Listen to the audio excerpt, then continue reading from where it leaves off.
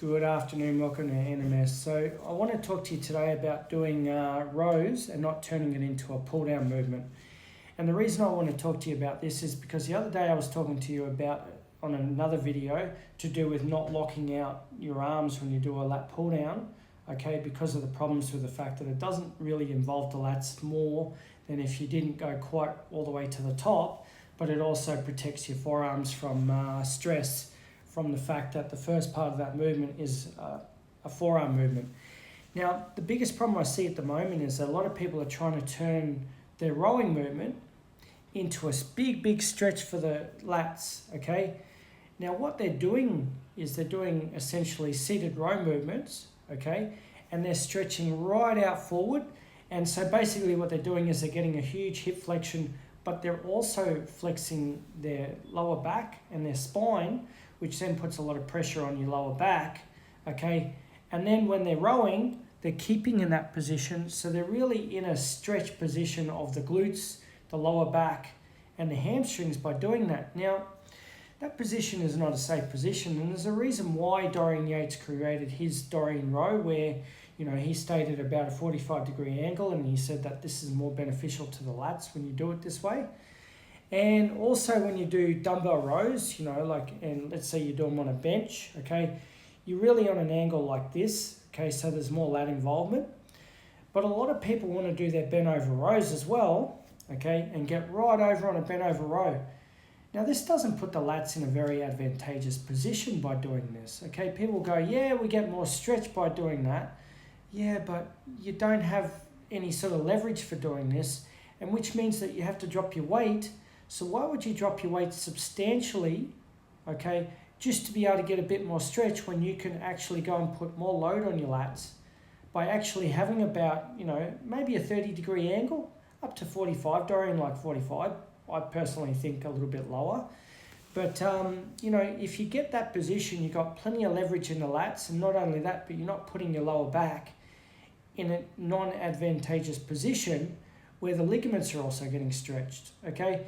So if you're doing a bent over row or a seated row and you're stretching right out, these two particular movements have been designed for lats and a little bit of lower middle trap, okay? But generally more lats. You keep your elbows in, more lats.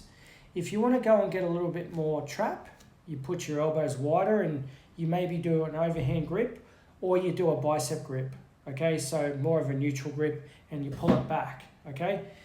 But the problem that people have is that they want to go and make it into a lat movement when you've got pull downs that is more of a lat movement, and then you do the rows, it's a lat as well as being, a trap movement, but very much more of a lower trap and lower lat movement, okay?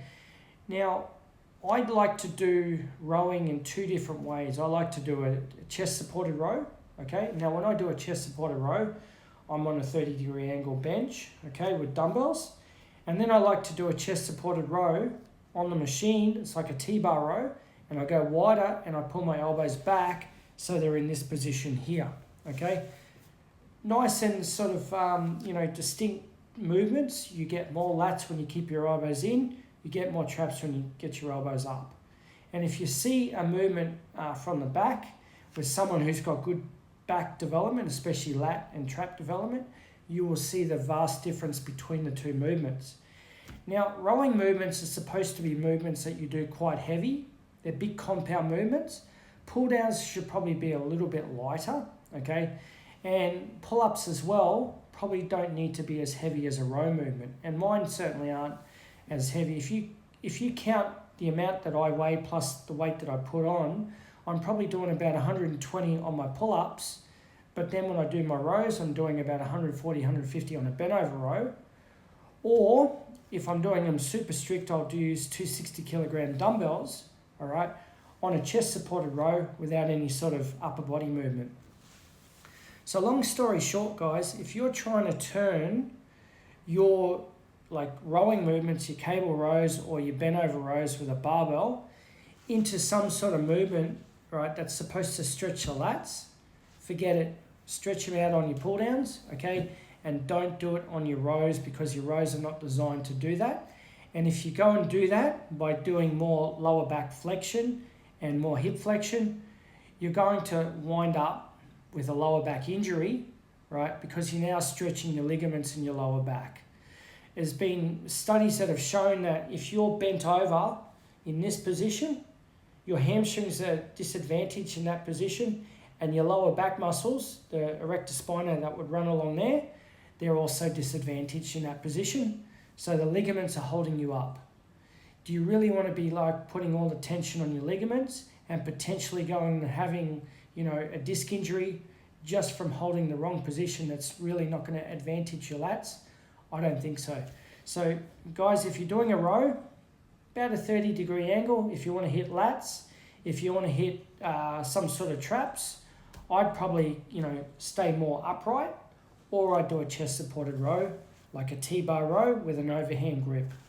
Thanks for listening, guys. Any questions, by all means, ask away. I'm going to put this video up. Make sure you go back and look at my lat video. Make sure you like, comment, share on this one, and please do subscribe. I'm trying to build this page up and give you a lot more information that you can use for your training to not only get the best development, but to stay injury-free, especially as we get older. Have a good day, and I'll talk to you next time.